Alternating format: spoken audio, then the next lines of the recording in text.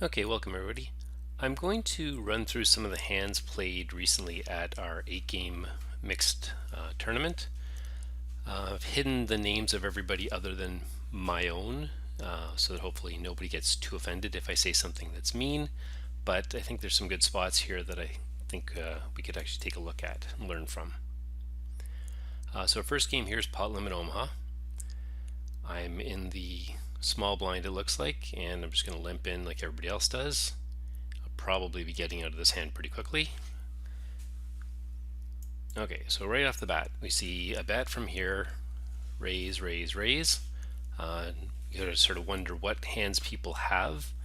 My guess is that this person must have a jack. No flush draws on board, and so there's probably not a lot of other options. The raise over here, we'll sort of see where this goes. And this player folded nicely. You sort of, once there's a raise, you sort of figure if they do have a jack, they're probably not in great shape. And then two calls from the other players. And what do we have going on here? It looks like checks all around at this point. Okay, so here, so check here, bet here, and a check raise here. And so I know this player actually has a pair of twos in the hand, and so they're in huge trouble here, and I'll show this in just a second. Big raise coming from here. Most likely this player has two queens or a jack queen, something that's got this hand in absolute dismay. We'll sort of watch it come down. They call, diamond on the end, but the diamonds are inconsequential. Okay, perfect. And so you see here what we're looking at, 8-2, 8-2, double suited. In Pot Limit Omaha, this hand is really not going to do me much good. I don't like pairs in Pot Limit Omaha.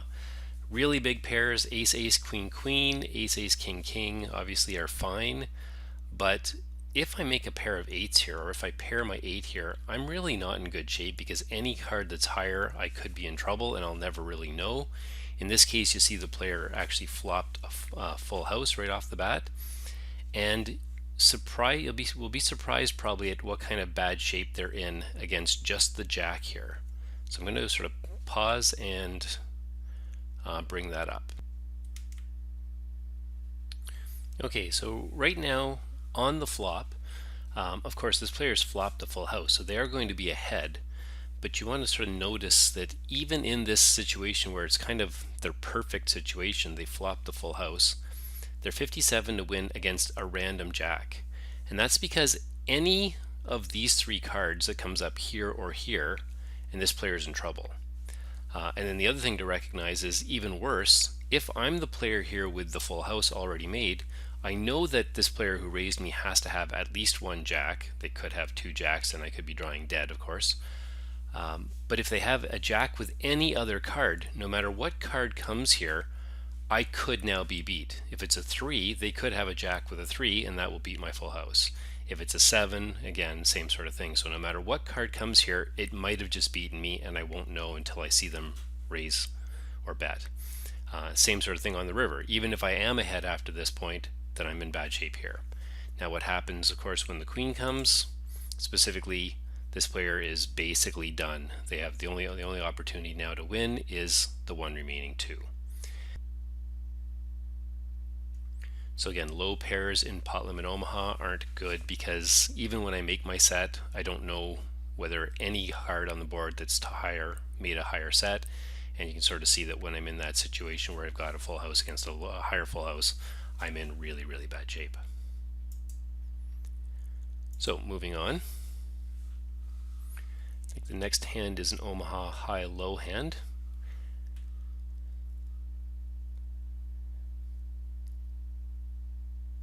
Okay, and I'm in the small blind again. Now in this case, I've got a pretty terrible hand. This is a really, really bad hand. 2, 3, 4, 6. Basically, for 200, or for 100 more, I guess, I'm able to get in.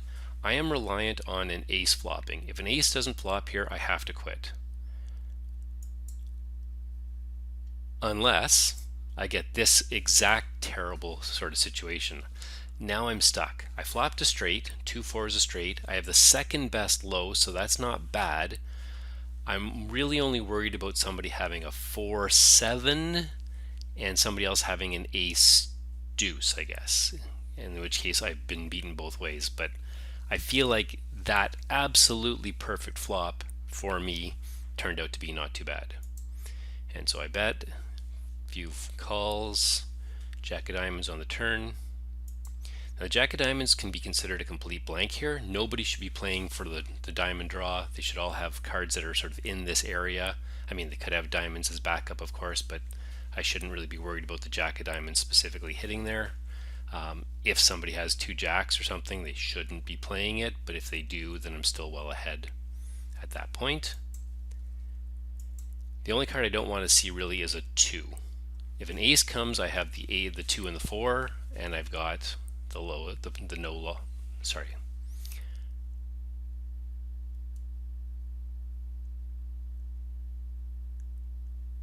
So the only card I'm hoping not to see on the river is this 2.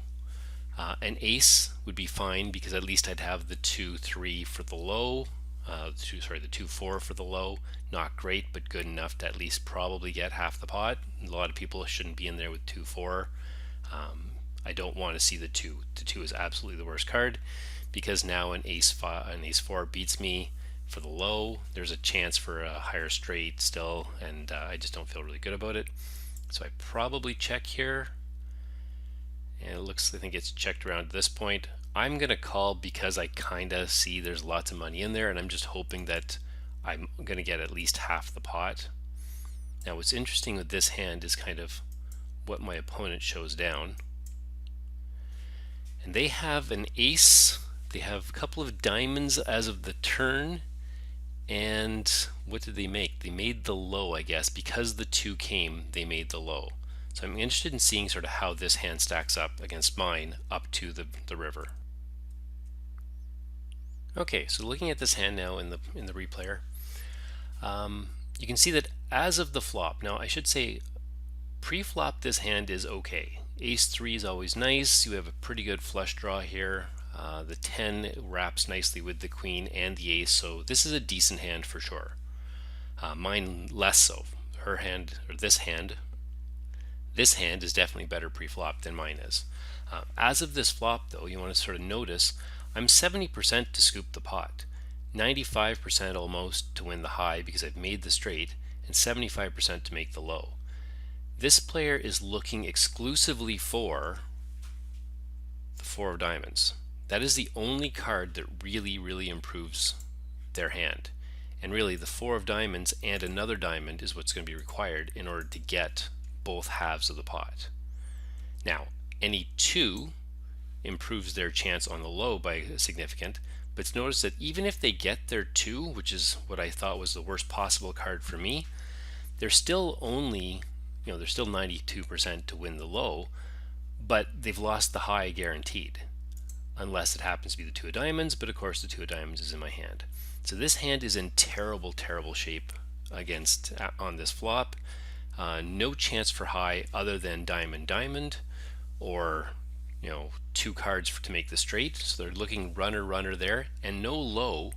And even if they do make a low, the 3 is not valid because there's a 3 on the board, and so they need specifically the 2 to win the low, to have a good low, a very good low, I guess, but even like a better low than mine, not the best low. A 2 coming here still leaves you losing to an ace 4, and 2 diamonds is needed to actually make this hand. So in this hand, at this point, this hand has to fold absolutely. They happen to get lucky, of course, but it's a no-brainer to fold at that point. So moving forward, we have, it looks like a stud high-low hand. It looks like I'm in till the end. So I'm to bring in a few calls along the way. Let's see what happens here. Anything interesting? Okay, so I'm showing 6-4 and missed what happened, the action here.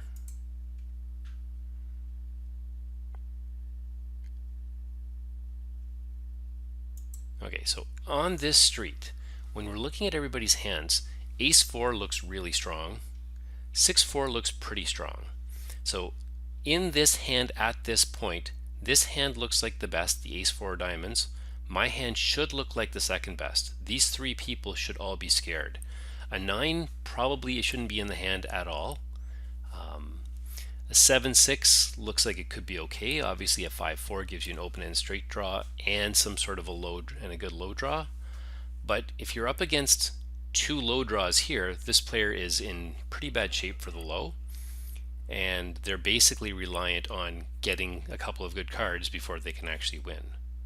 So let's see where the betting comes from.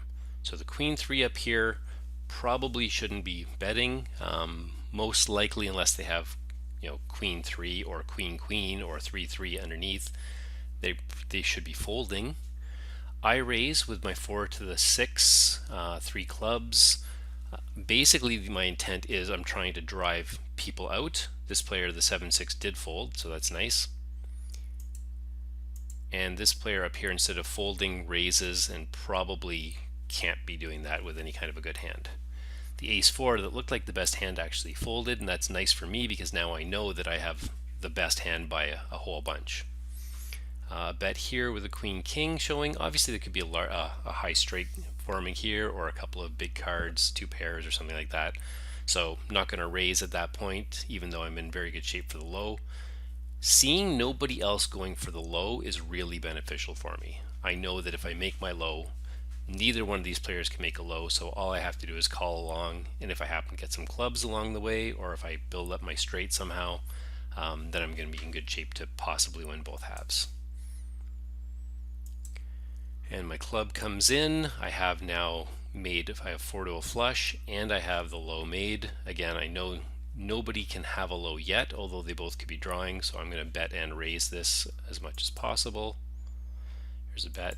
Now, nicely, this player didn't bet into me again, and I got the bet. One bet, this player called, so that's all looking pretty good.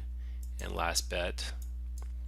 And you can see what happened here is by having that, by having the initiative here, I was able to bet the river, and whatever draw they were on, they had to fold. I knew that, it wasn't guaranteed to have the low locked up. They could have 3 perfect cards underneath and take my low, and I could have missed the high, but I was able to put the pressure on because I had the best low hand from the start, and I was able to kind of put the pressure on all the way through. Chances were really good I was winning the low anyways, but chances are also really good that I did not win the high on this, but I was able to get it through. Pot limit Omaha running here. So at this point these players are gone. That's kind of important to note. We're down to 4 players, so king here is not terrible. It's not a great hand for sure, and having 3 spades is not good. I do have, and this is important, I should have actually shown it, I have the biggest stack here, 19,000. These other players are all in the 8 or 7,000 range, I think, at this point. Maybe one of them has a pretty good stack too, but I'm basically playing this one with the idea that I can afford this and see what happens, and we will see what happens. Okay, so now I'm in an ugly spot. My kings that I really were reliant on didn't come through. I did flop a full house, but I don't really like flopping a full house with this hand. Let's see what's going to happen. I feel like I'm going to be in trouble here. Okay, so heads up helps. Now I've only got 1 player to play against. 6 here probably isn't bad. If this player has some sort of a straight draw here, or like a nice big straight wrap, this is actually a good card for me. So as long as the player doesn't have pocket 7s, which is what they would have had potentially from the start, or the same 7-3, I like seeing the undercard here.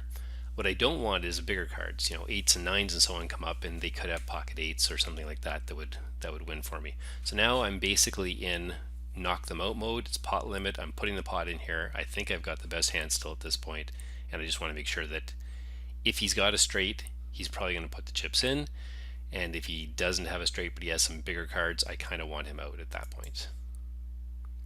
And a call, and this is pretty bad, not terrible, but pretty bad, I think.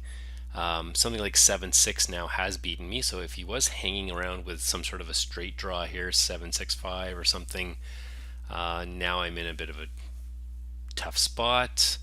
Obviously, I don't know, like 6-3, 7-6 is really the only hand I'm really worried about. So it's not a terrible card for sure. Better than a bigger card. But I think I'm going to probably check here. And then, yeah, big bet. If I think this player knows how to play really well, I probably have to fold here. 17,000. They're going to go, yeah, so this is going to put him at about, we're going to be just about tied at this point, actually, I think, if I do make this call and lose. And I think if I was a better player, I'd probably fold, but I didn't. And it turns out he has exactly that 6-3. So sort of here again, calling with the 3. And I guess that was the thing I didn't say, but I was kind of hoping was he was just kind of hanging on with that 3, except that then when the big cards, if any bigger card comes, I could be in trouble. So I kind of think the 6s are better for me than I was giving it credit for. Certainly the first 6 was great. The second 6 maybe not so much, but that's only if he has kind of exactly what he has here. Again, this is a hand that probably should have been folded a long time before. We'll take a look at it in the replayer just to sort of see what the probabilities were. Okay, so against this specific hand, obviously on the flop doing pretty well because he's really only got the one overcard to hurt me, the queen. Again, if I'm up against something like queen, jack 10, or even 8, 9, 10, I'm in much worse shape because my 7 is not likely to hold up. But in this case, I'm actually doing pretty well. 6 hearts on the turn doesn't really hurt me any. Improves him just a touch maybe, but my percentage goes up because there's one fewer card left. And then of course the 6 on the diamond, 6 of diamonds on the end is one of the few cards that's going to help him. Any queen also wins. But other than that, there's really nothing out there. What does the 7 do? Splits? Yeah, 7. Oh no, I actually already had the 7. Yeah. So really, again, looking for the queen or the 6 at that point, the only possibilities. So not in great shape. Probably didn't do anything wrong though. Maybe the call on the turn was a bit too loose because it was a pretty big bet. And again, size-wise, it was chopping into the stack pretty well, but not a huge deal for sure. But the big thing here is just to recognize how bad a full house even is when you've got these little cards. My little 3 and a 7 against a 3 and 3 overcards. So let's just pretend these were overcards. So not even great overcards. And take that out. And you sort of see it goes up to 35% just by having some bigger cards here, any of which can pair and really put me in rough shape. So just something to note, again, low cards really not that helpful, and these low sets are really hands you have to play pretty carefully.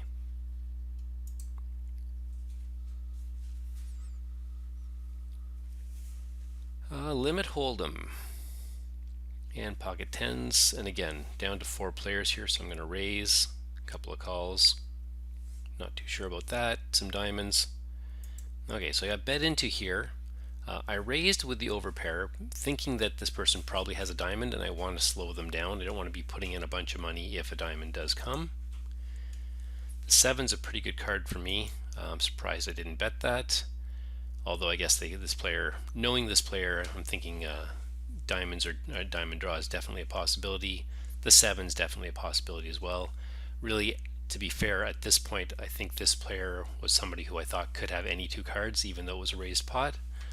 Not a shot at them or anything, just that's the case. So playing it a little bit safe here with now that my stack is down a bit is probably not a terrible thing. And pocket 3s with the 3 of diamonds, probably nothing wrong with that.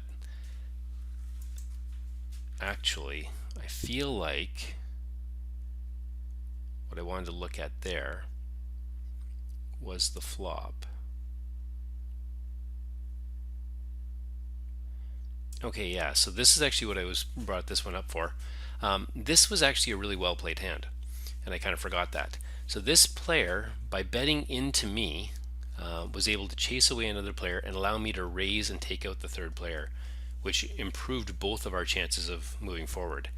If this player thinks that I have a big pair because I raised, and assuming and hoping I don't have a diamond specifically, by them betting and allowing me to raise, it enabled this player to be the only one in the hand with a diamond. So this was actually a really good bet, even though they only had pocket threes. Chances are none of these cards got paired too strongly. Like, they're not good cards to be for people to be playing too much here, especially as the blinds go up. So by betting out here and allowing me to raise, we scared away the other player, and this player actually gave themselves a really good chance to win now, because their chance of having the only diamond is much improved. And so that was really all that was there. And then basically the bet out sort of intimidated me enough that they got to cheap showdown, had a legitimate chance to win with either a 3 or a diamond on the end. Omaha high low.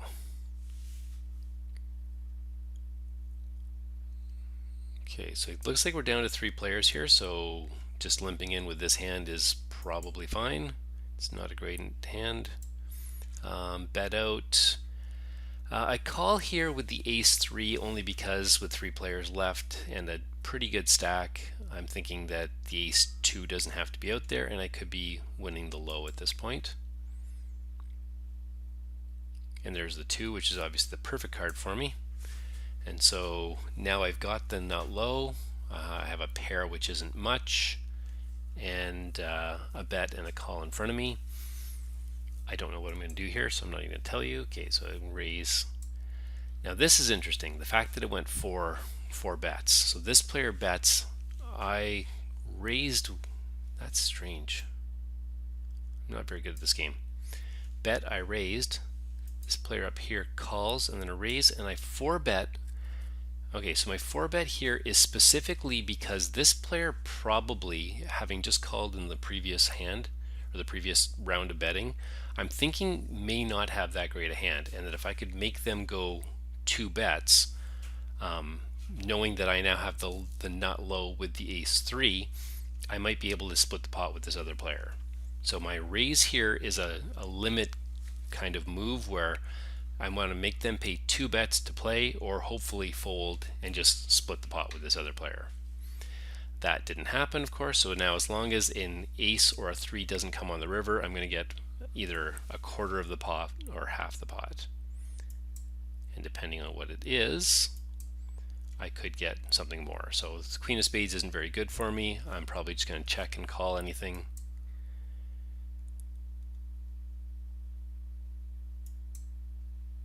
And it looks like it just went check, check around. So the two of us split on, what did we split there? Well, we split the bottom part of the pot. So there was 2 pots going on here, sorry. So I took the low part of the extra pot. This player took the high part of the extra pot. And the main pot, again, split here and here as well. And so this player, again, interestingly here, had the jack. Okay, so the jack and the 2, so they had 2 pair, probably playing a little too aggressively with a flush draw on board and a made straight already on board, and not the nut low. You know, they're sort of playing 2 pair here very aggressively against nowhere, like against hands that could be much better. Obviously pocket jacks or something, but the straight already being there, a flush draw being there, and the low being there, and not having a low, and not having a chance at a good low either. No, unless the 3 comes, but even then, by having your 2 counterfeited, you're in rough shape there on the turn. This player does not want to go that many bets at that point.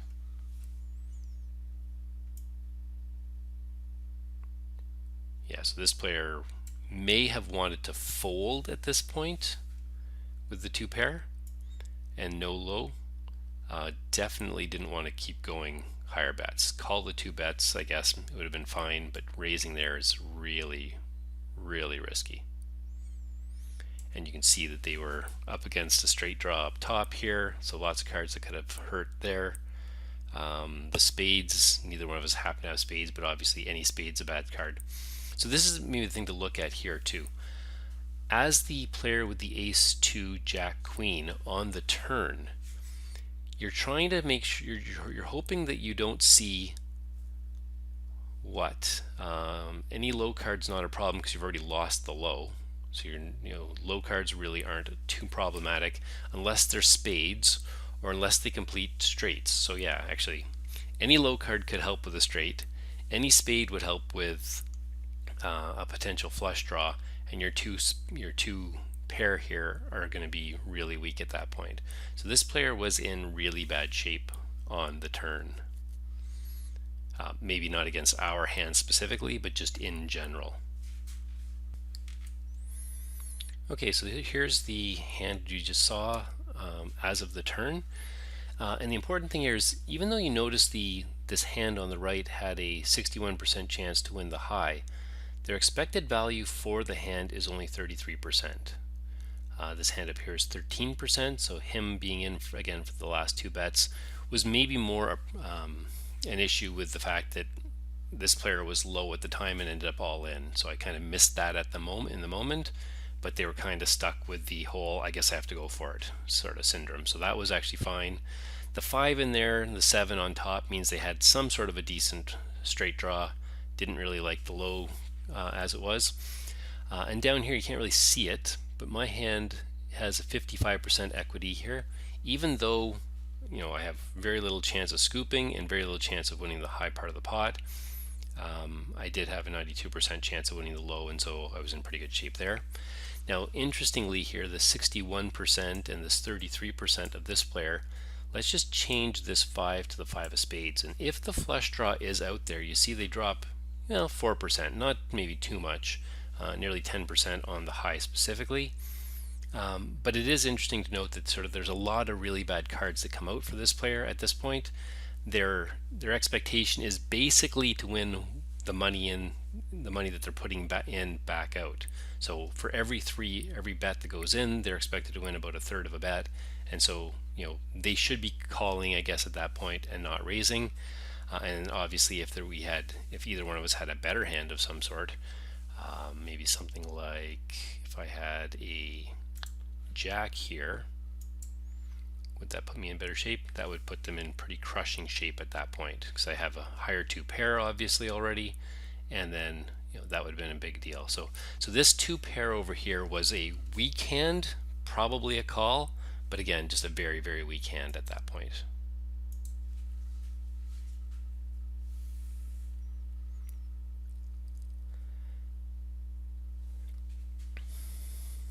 And down to 3-handed still. Let's take a look at what we got going on here. Okay, so this is an ugly hand. So again, big stack probably at this point, or big-ish stack at this point.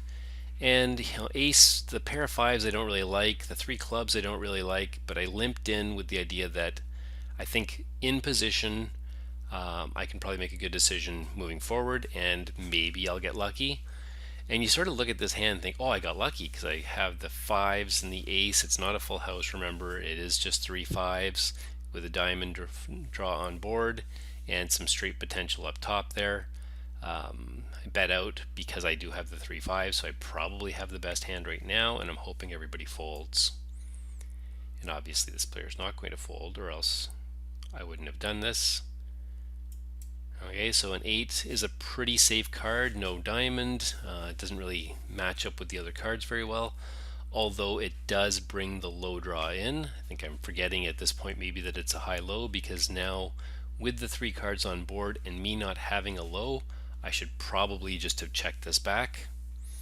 This player called. Hopefully they just have the low and I win the high part. And the 3 on the end. So what do I have? I don't even have a low because I have ace, 3, the 5 in my hand, and the 8. I only have 4 cards. If they have the low, they've got me beat. They've got that half of the pot guaranteed, sorry. And then I'm just hoping that the 5s hold up for the high. So yeah, bet there. I'm going to call, and I guess I'm probably going to lose this. And it looks like I did. Let's see, what does this person have? I see a 1, 2, 3. Oh, yeah, 1, 2, 3, 4, 5. So this is a much better hand than mine to start. Much better. And they made the straight on the end. The 3 was a pretty terrible card for me because it brought the extra low card that made the straight. I was going to win the high prior to that. But again, just that basic bad hand, right? The low pair that really doesn't serve me much purpose. Flopping a set is really not very good in this game, especially with a low card. So maybe stress that here. One of the reasons this is such a bad hand in a high-low game is in order to make my set here, I have to give them a low card from the start. So I have to guarantee there's going to be a low card out there. And if I make that 5, I don't have any other low draw. So the 5, so this is actually even a worse hand that I think I was giving it credit for. Although again, I had a bit of a big stack. I was hoping I could kind of bully it through, and it just clearly cost me. Stud high low here. I guess I'm going to go through the hand.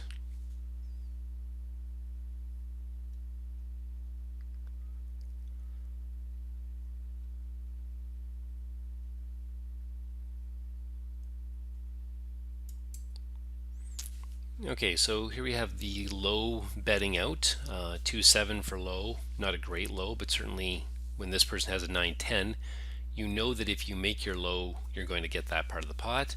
This person's just calling along with the idea that they probably have the high, so far there's probably not too much wrong with that. Good of this person not to have raised, because if this person does have 4 low cards, they're actually in the lead for the hand. And again, as soon as another low card comes, this person has to just call. They can't raise or bet at that point at all.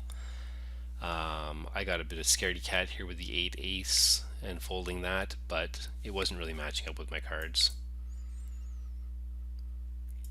Okay, so now this player may have made, and this is ace of course, so this player may have made their low. They may have paired the ace if they already had an ace. This player is in much better shape. Good bet here. Hopefully this player just calls unless they have specifically queen jack underneath here. And they called.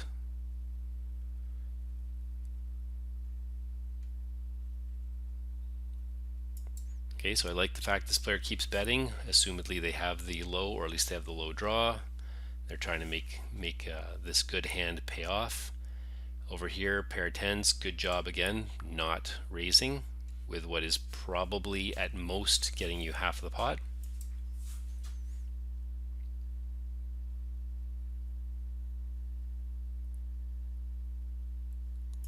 Another bet and a call. And what does this player have? Just the pair of tens. So I would think at this point calling with a pair of tens, I'd have to say is a bad call. If this player has an ace, they've taken it. Now looking at what they had actually, I guess I'm going to say they should have been out of this hand a long time ago. So I expected to see a better hand underneath, either some sort of a pair already there, maybe the jack and the queen to have the straight sort of building up from the start. But a 6 queen 9 is a definite fold right off the bat. The 10 doesn't help, the king doesn't help, so all 4 of those streets were in stud high low, bad calls. Once the 10 was paired, I guess maybe you have to call at least to the river, but then that one pair shouldn't be good.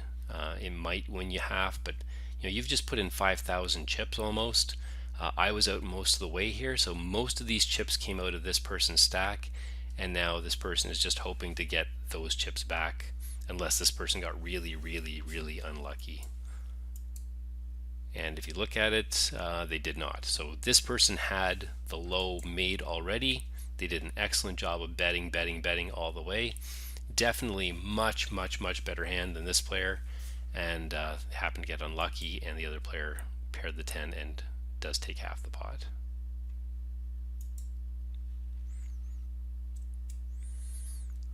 Okay, so just wanted to sort of show the numbers here. At the point on 5th Street where this player has hit the ace, you can sort of see their expected value for the hand is 70%. So this player is now putting in 2 big bets here in order to hopefully win back half the pot. The big difference though is if this player didn't have the made low already, if they actually had an ace underneath instead, you sort of see this person's now hoping to get super, super lucky. They only have 7, you can't really see it, but it says 17% equity down here, and this player is up at 83. So when that ace hits, this person has no pair and just a bunch of big cards that aren't even that connected. They have to get out at that point for sure. Very, very easy fold. Probably a very easy fold here. 34%. Oh, let's put this back to the 4 of clubs. That's what it was. Your 63% equity up here, down only 37% down here. Even on 1st Street, you're looking at 60% versus 40%. So this hand was way, way, way behind all the way. Probably should never have played. Nines, queens are garbage cards, especially if they're not connected to others. Queen is fine. 9, 10 queen of clubs would be fine, at least for 1 or 2 rounds, but nothing more than that. Okay, just going to finish up with a couple of Raz hands here because I think it's important to sort of see what's sort of how to play Raz. Okay, so pretty simple. This player is the bring in. My hand up here in the corner isn't very good, so I'm just going to call. I do have the 7 showing, so the 7 versus the 8 isn't a big advantage, but depending on what they get, I could win this hand with something else. And right off the bat, you see I hit the king, they hit the 6. What should happen now is this player should bet into me. I didn't raise pre-flop even though I had the advantage. It wasn't much of an advantage, but I did have a bit of an advantage. So this player should bet. I should probably fold, and in fact I would fold with the jack and the king. But at the very least this player has to bet this, and they choose not to. Now it's a super easy bet. They have the 8-6-3, absolutely bet. I'm showing a 7 king 9. Again, they chose not to bet. Then they hit the king, I hit the 5. At this point I'm thinking they must have paired, and so I could bet it, but I'm also thinking, well, they could also be trapping me, and so I let it go. And then just on the end here I paired, so my chances of winning aren't great, and yet I do win it. And yeah, they had a pair in there with the 6, but again, when you have a 6, 9, 8 and you get the 6 and then the 3, you absolutely have to bet both of those, and then you win the pot at that point. No other money went in, so it's 600 chips easily in that player's stack instead of mine. Similarly here, it can be the same sort of situation. So this player is the bring in. With the very good hand here, I'm going to raise because I want this player out of the pot. I want to play this player heads up. If this player has some sort of decent cards here, they're going to continue. But if they don't have decent cards, I want them out so I don't have to guess what they have. Now this player calls, and so I'm in the pot. I paired my 6. This player paired their 4. But clearly I can see their 4s. They see a 3-6, so it's an easy bet for me. They call. Probably shouldn't be calling there. I don't know exactly what's underneath, but it does seem like you're kind of falling behind at that point. Calling 1 bet, I guess, is not that bad. Here I've got the queen versus a queen, so I still see that my board is showing better than this player's, and I think they fold when I bet. And then one last hand here, another Raz hand, I believe. Same 3 players in the pot. I just limp here with my 6 because I do have a bit of a weak hand, and both players are showing good cards. So that's the key. If I have a 6 here and this is a jack and a king, guaranteed I raise it every single time. In this case, because they have 8-7 and they could easily have a much better hand than mine because I do have a jack in there, I just limped along. I pair the 6, they're showing 8-4. So now even if they don't have great cards underneath, if they have something like a 9 and a 7 maybe, they should be betting. And I'm guessing they don't.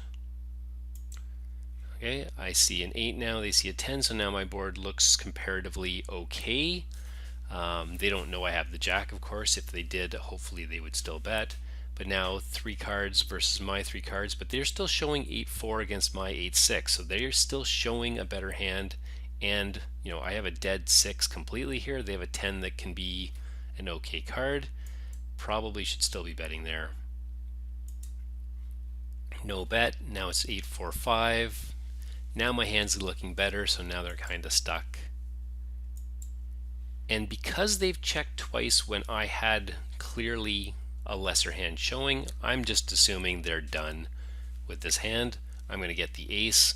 I now actually have a decent draw with a 4-6-8, with an 86 draw, I guess I should call it.